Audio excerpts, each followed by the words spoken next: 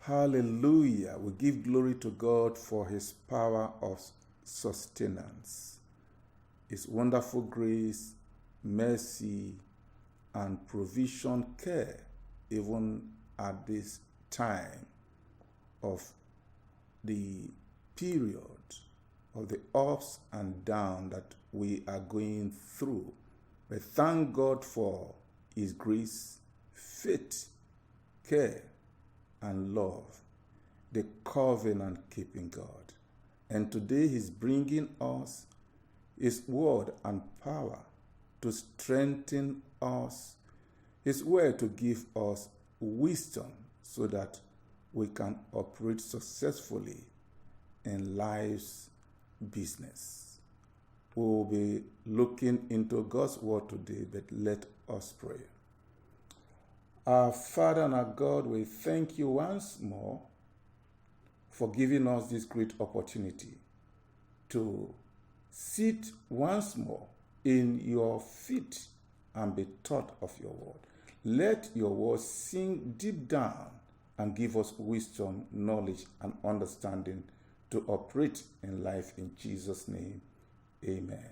Today's message, which is being brought to us, is titled Tree Felling versus Axe Falling. Tree felling versus axe falling. We shall look at some scriptures to give us a background and make us to understand what this title is about. Deuteronomy chapter 20, verse 19 and 20. When thou shalt besiege a city a long time in making war against it to take it, thou shalt not destroy the trees thereof by forcing an axe against them, for thou mayest eat of them, and thou shalt not cut them down, for the tree of the field is man's life, to employ them in the siege. Only the trees which thou knowest that they be not trees for meat,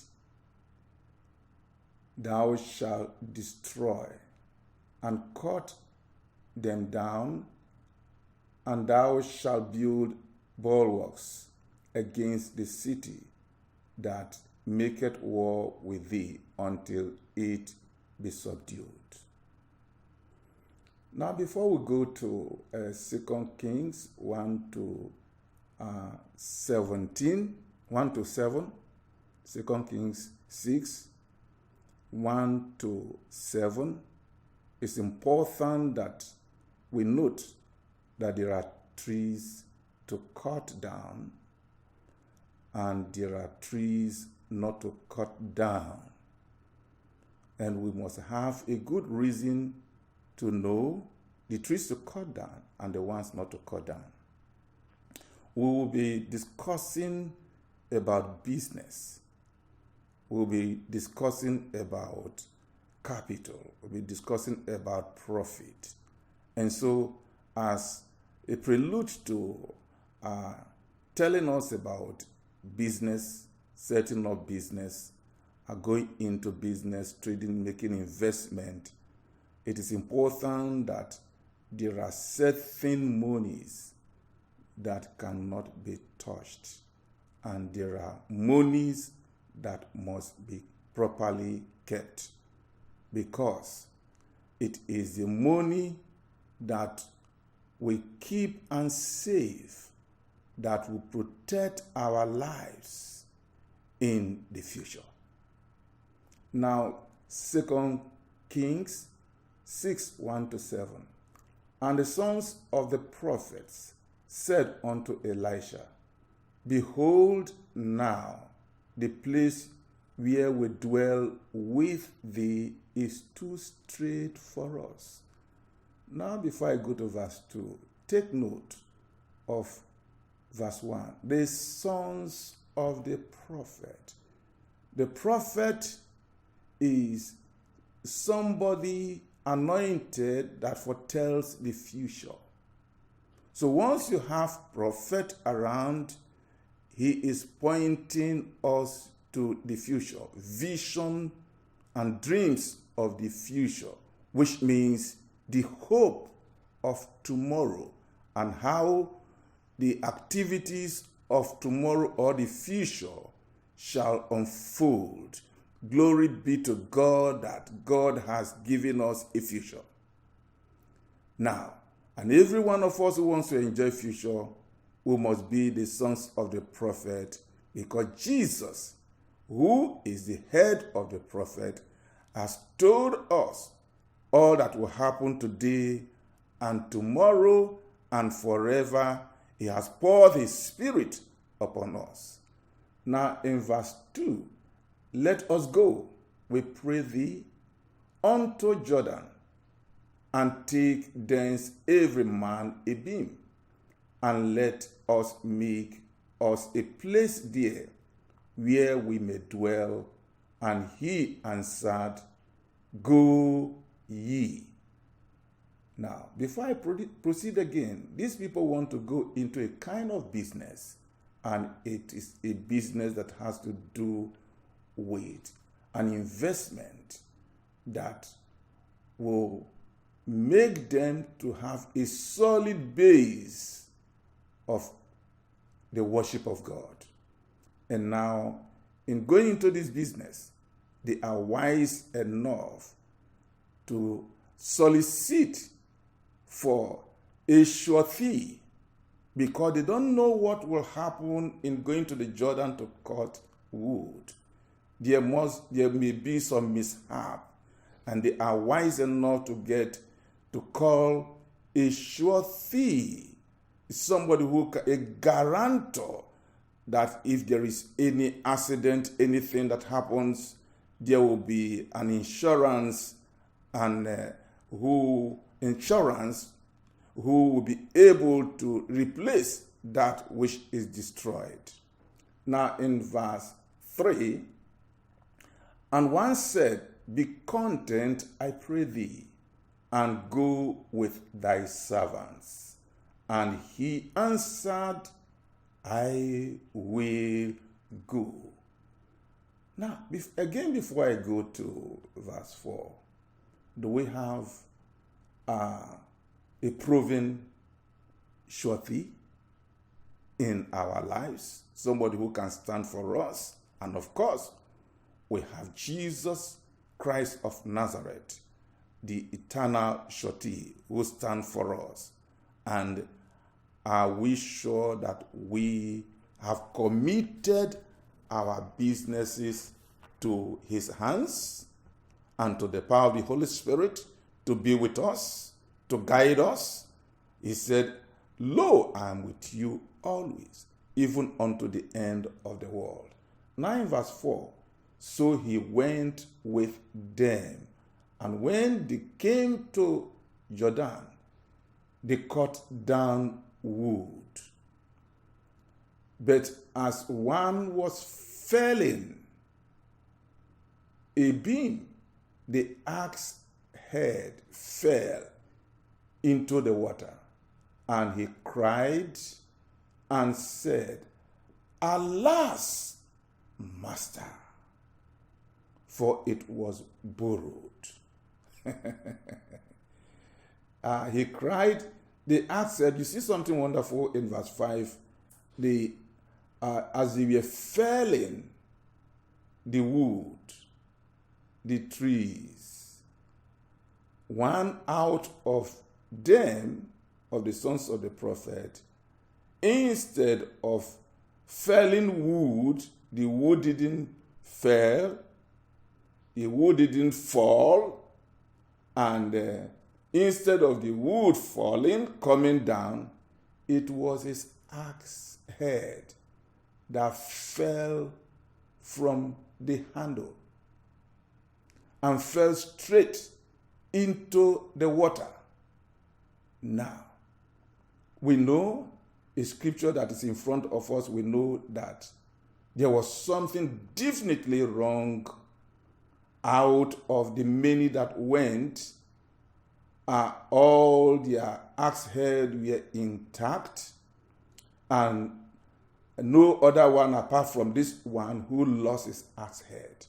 So it's important for us to inquire, what made the axe head to fall from this handle?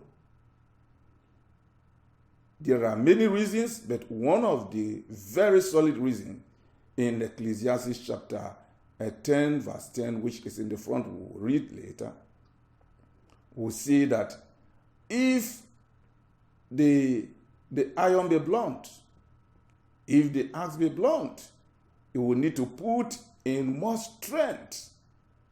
More strength. So it is apparent that this son of the prophet did not take time to know and to learn several secrets, that there is a need to sharpen the iron, to sharpen the axe head. He didn't sharpen the axe head. So the more he exerts energy, beam, as he was coughing, it was shaking and vibrating, and before he knew it, the axe head fell away from it. Now, what lesson can we learn? That simply means that it's good to go into business. It's good to have axe head, a capital to go into business, and the rest of them. But have we learned certain secrets, keys, to enable us to succeed in business? Were we under an authority, the authority of a master who will guide us and mentor us in business? Every job needed skill in life to excel. So we'll find that this man jumped into the business of wood felling, and he didn't know that there is a need to sharpen the axe head. So he lost the axe head. So many people have gone into business without wisdom, without skill, without knowledge, without understanding, and the capital they took into business was lost within a twinkle of an eye. I pray that as this word is coming to you, you'll be wise enough to know that you should be able to study yourself to be approved as a businessman and woman. 9 verses. And the man of God said, where fell it? And he showed him the place. And he cut down a stick and cast it in thither, and the iron did swim. Verse 7. Therefore said he, take it up to thee. Glory be to God. You know, when our God is with you, as he was with Moses, with Joseph, he will make you to prosper. He will teach you to prosper. And now, God cannot be with you and then you go into losing properties and things up and down. He said, take it up, that which you lost. Miraculously, by the power of God, take it up. If you have lost 7 things before, God is bringing them back to you, and you are going to take it up in the name of Jesus. You will never be defeated. You will never go down. Whatever attack that the enemy has released upon you to go down, God, the anointing, Jesus, the Spirit of God, is asking you to come up as he commanded the ass head to come up and take it up. He said, and he put his hand and took it.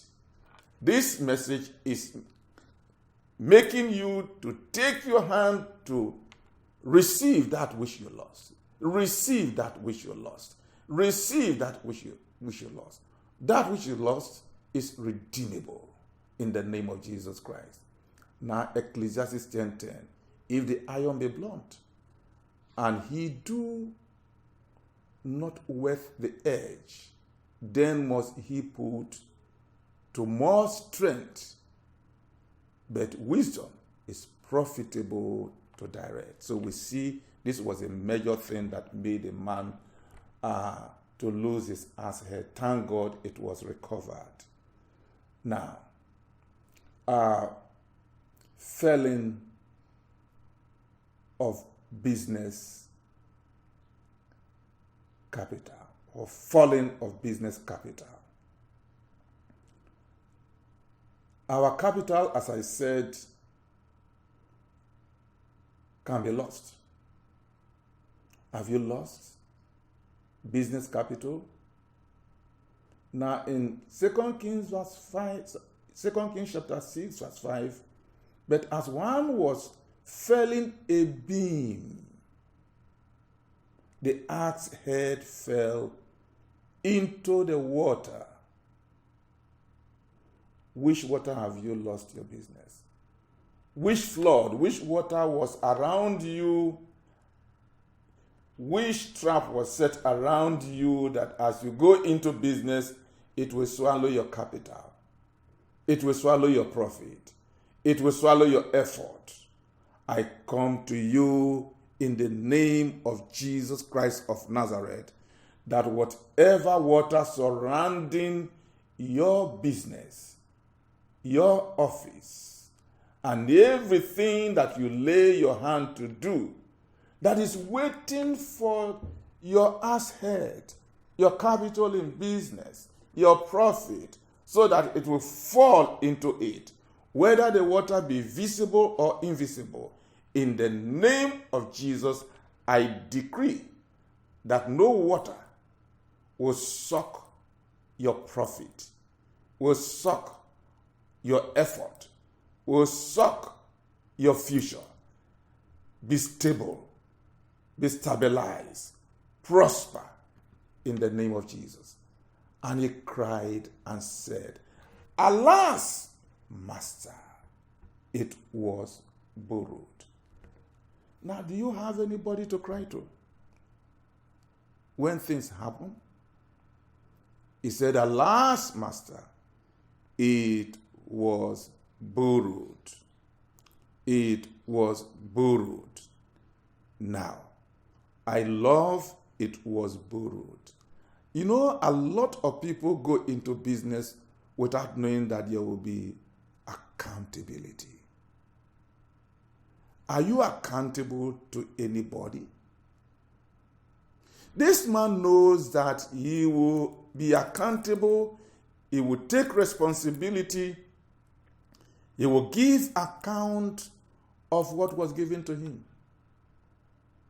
Now, if a mere axe head was borrowed, was given to him, and is going to be accountable to it, what about man?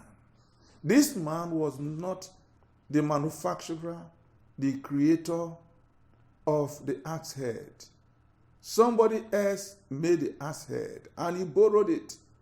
And he took it from the man with an oath, with a vow that he would return it, and then with a house charges.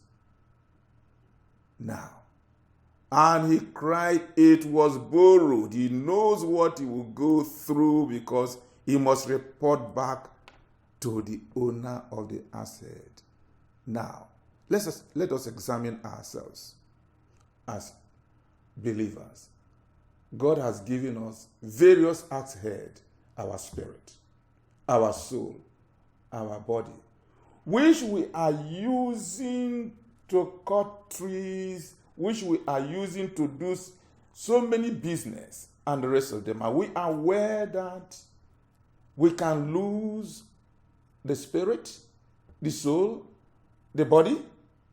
And we must be careful and alert enough to know that we have to wash over our lives so that it does not fall into the water of the enemy. For we shall give account of our soul, of our lives, of our activities back to God, because He gave it to us. We borrowed it from Him, and there is a day of accountability.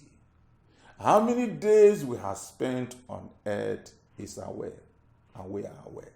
That's why we celebrate our birthday, to let God know that since you brought me to this world, I have stayed for so years. So we have the record of it. Now one day we'll be back to our Maker, our Creator, our Lord, and our Savior. What account will you and I give to Him? Will it be profit, or it will be loss? God forbid, it will not be a loss, it will be a great profit. Now, our profit can also fall to our laps if we do the work of God well. Now, we shall look at a scripture in Luke chapter 15, verse 12. Luke 15, verse 12.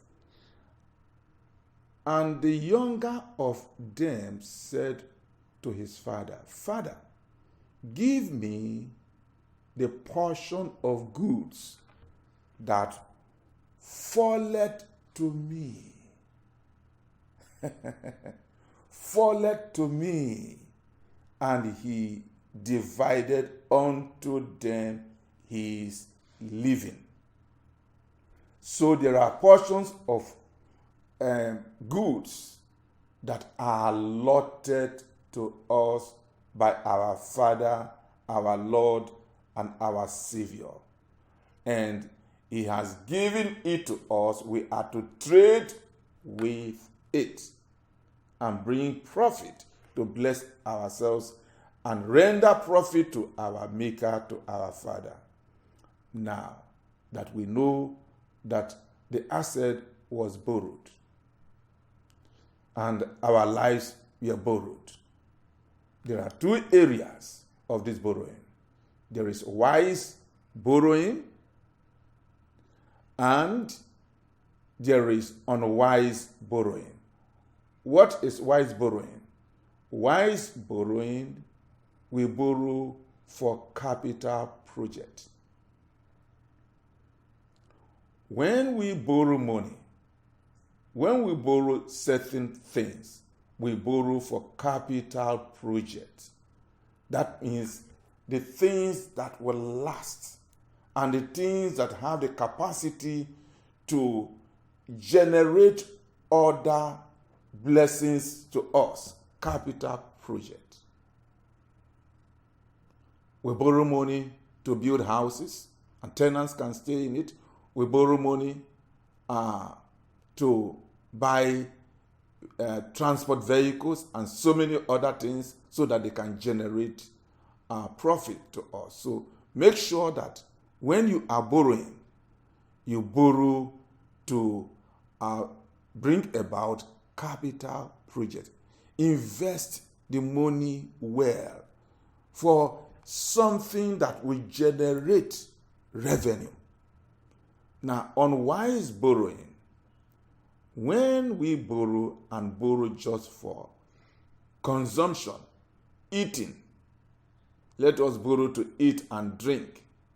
Borrowing for eating and drinking will not generate any income. That is not wise borrowing. Though we may be suffering some little things within a period of time, let us discipline ourselves and do wise borrowing instead of unwise borrowing. Just borrow money to eat, to feed. And every day we're looking for money to feed, to eat. Now, we may ask ourselves, the person we are borrowing from, where did he generate the money? And can't we learn lessons that the person we went to borrow money from, he took time to generate funds?